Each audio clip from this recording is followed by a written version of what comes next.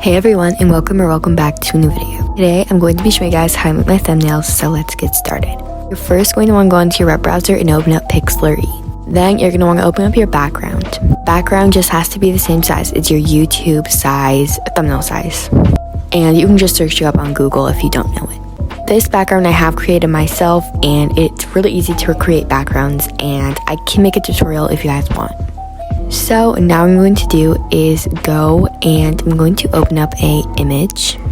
So you can just click the little plus icon at the bottom and then just click image. Now I've just opened up a transparent GFX. It's really easy to make a GFX, and if you want I can leave my how to make a GFX tutorial in the description. So now I'm just going to be sizing it onto my background. Now I'm going to just click add image again, and I'm going to open up one of my thumbnail templates. This isn't how I make all my thumbnails, but usually I would just add text and then some overlays. But for now, I'm just going to be adding in my thumbnail things because it's hard to make my thumbnails. But if you guys also want some free overlays, I can link a video in the description where I got all my overlays. And now I'm just adding in another photo.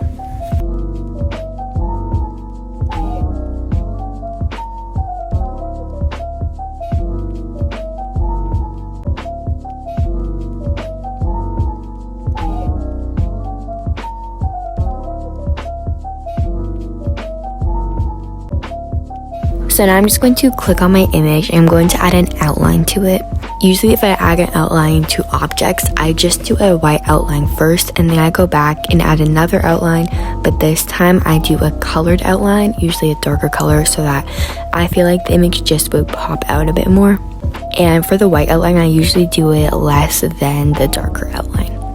And yeah. If you're wondering why I deleted the other image, it's just because the outline wasn't really working on it. So if that also happens to you, you could just click on something else, but I didn't really know this at the time and I just kind of learned it today, so that's why I just had to add in the image again. So now I'm just going to repeat the same steps but on the other image.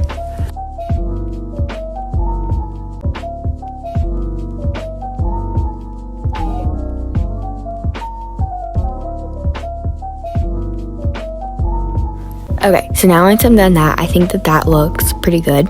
So now I'm just going to go and add some text, and there should be a T icon on the side, and then you can just click anywhere to add text. Now, adding text on your thumbnails is actually a very hard process. You don't want to add in too much text or it's going to be really wordy and a bit hard to read your thumbnail because there's just so much text on it. So I usually stick to around 4 to 6 letters, or like 2 to 4 or 2 to 6 I mean, and 6 is like my maximum of letters on my thumbnail. And usually for my text I just add in a gradient. I just think that it makes it look a bit less boring, so yeah. And now I'm just going to kind of size it to where I want to go, and I'm just going to add an outline. Kind of like the same thing for the overlay, but I usually do a white outline first. Then I'm going to right click and like rasterize the layer. I don't know if I can pronounce that right. And now I'm going to just add in a darker outline, how you added the outline on the overlay. And for this outline, I usually just kind of do it off-white.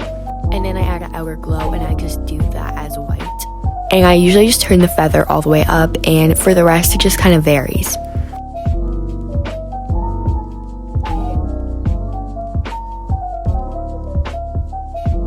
Now I'm basically just going to repeat the same step but on my thumbnails text. For this text, it's a one-word text, and I do want to make this one stand out a bit more. Basically, if you want to make one text stand out more than the others, I recommend putting it in a different font.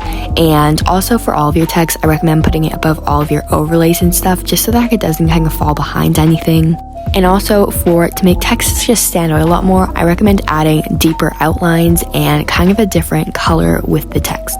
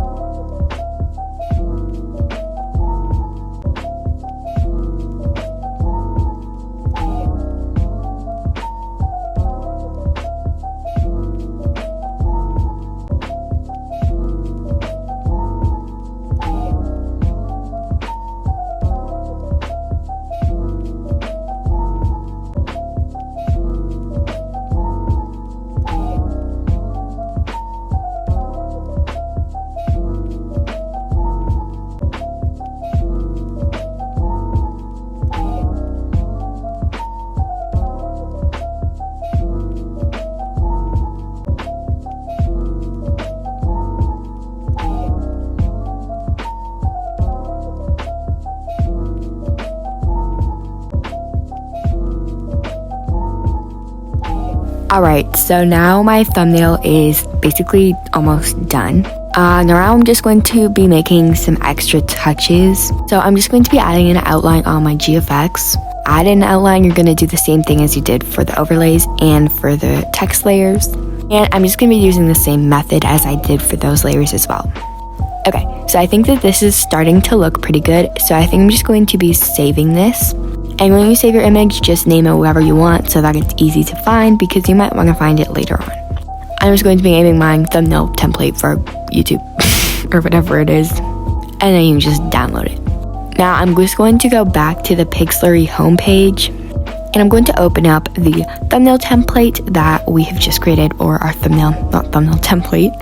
And now I'm going to click on filter and I'm going to click on inner glow instead of outer glow. And I just like to do this because I think that it just adds a bit of a pop to the thumbnail, but it's really optional. So yeah, again, the kind of variations for how I set this feather thingy applies to literally any type of thumbnail that I do, so it's not the same for every thumbnail. And now I'm just going to save it again. And we are done. Thank you all so much for watching, and I will see you guys next week for a new video. Bye everyone!